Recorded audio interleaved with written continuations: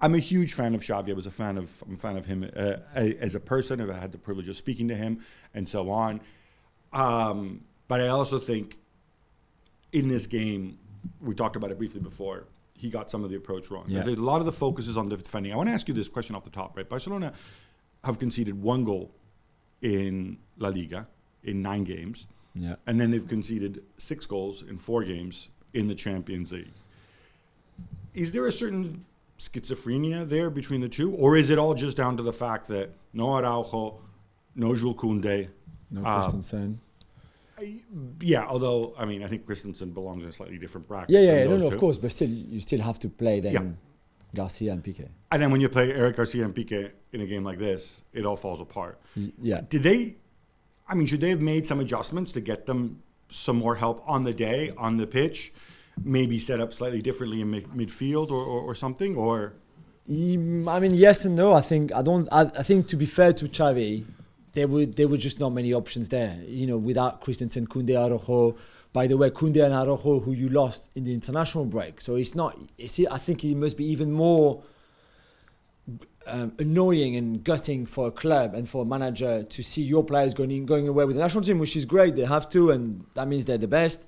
It shows they're the best. But then getting hurt there and not being able then to play them in such a crazy schedule like the one we have this season. But then unless you play, I don't know, Sergio Roberto or a kid from La Masia, you only have Pique and Garcia available, so you play them. I think Ter Stegen has been Superman for them this season. He saved 19 of the 20 shots that he faced in the league, and that the only one that went in is the goal. But there's a point where even he can't save you anymore. There's a point where... And they're fortunate that Ter Stegen's back on this level. Yeah, because this exactly. is the other thing. Because it wasn't that long ago, there were people who wanted Ter Stegen out because, his level had clearly dropped. And now he's back to being... For me, there was one point where Ter Stegen was one of the top 5 keepers in the world. I think arguably you could put him in that bracket again now. 100%. 100%.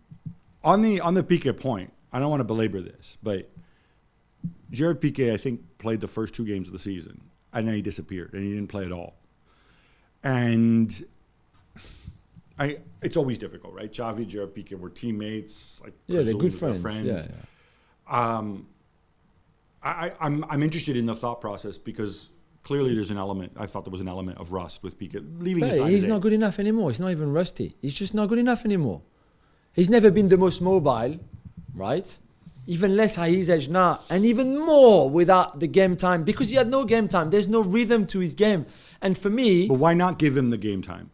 Why not give him the game time, give him more game time? Because he was never supposed to play. My theory, Gab, is that he's only in that squad because during the pandemic, when they extended all those deals to kind of, make cuts in the wages and everything, defer the wages. They also took cuts too. Yeah, cuts and deferments. Deferrals. That's the only reason why he's still at that club. It's because they said to him, okay, we're going to extend your deal, but you're going to take less money, you're going to defer your wages, blah, blah, blah. Otherwise, he should not be there anymore. He was a great player, amazing player. He just can't play there anymore. And for me, his mistake on the Barella goal, which is one of the biggest mistakes we will see at this level this season, where he's got no awareness. He doesn't even know that Barella is with him. But yeah, he's got the cockiness of saying like, yeah, we've got this. Let the ball go through to... oh no!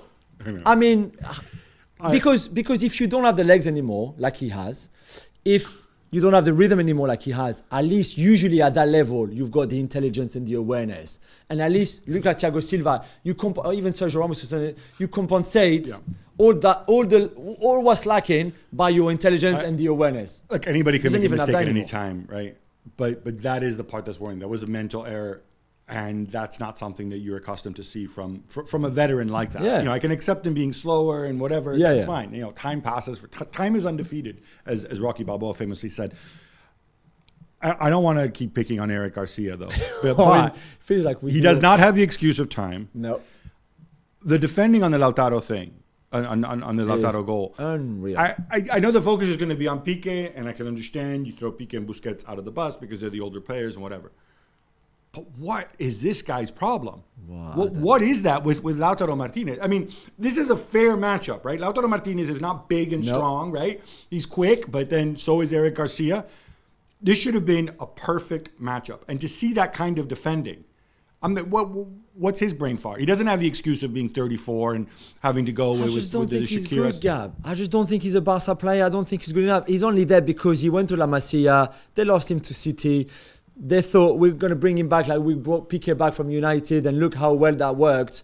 So we're going to do the same. And yet Luis Enrique also picks him too. I know. So clearly they see something in him that we don't. I don't know. Yeah, but for that ball to come from Inter's right hand side, or right wing, towards Lautaro at the edge of the box, and for Garcia not to be even looking at the trajectory of the ball, but just looking basically at the face of Lautaro, not knowing where the ball is behind him.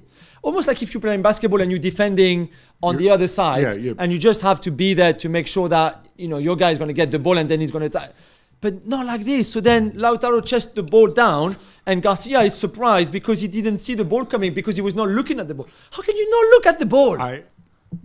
I thought that was frankly appalling. I did not expect, even with that back four, which includes Marcos Alonso and Sergio Roberto, that those two guys would actually be the real issue on the night. I thought Sergio Roberto was okay. I thought Alonso did his part. Yeah.